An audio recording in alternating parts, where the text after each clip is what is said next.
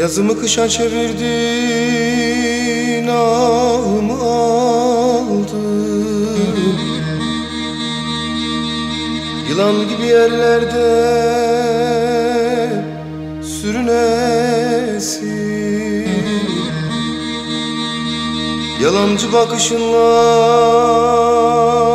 aklımı çaldın. Erzincan ellerine gelmeyesin. Malatya ellerine de gelmeyesin. Şamşık ellerine de gelmeyesin.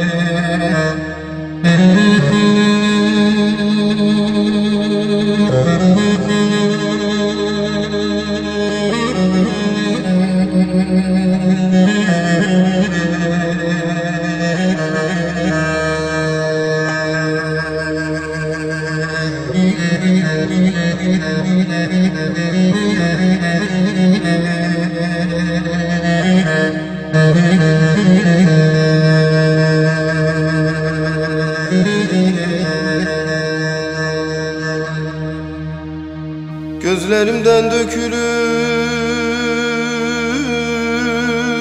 kanlı bir yaş. Perişan haldayım, olmuşum ayyaş.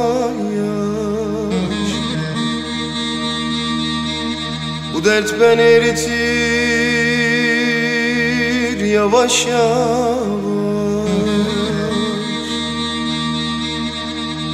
Erzincan ellerine gelmeyesin.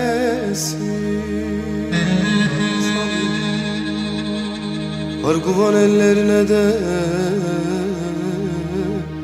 gelmeyesin. Zara ellerine de gelmeyesin.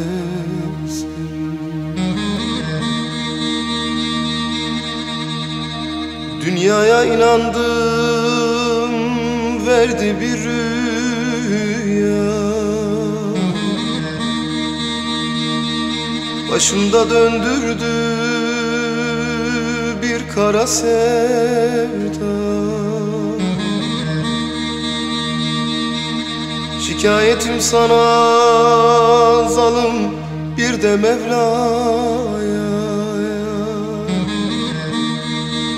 Erzincan ellerine gelmeyesin. Beydağ ellerine de gelmeyesin.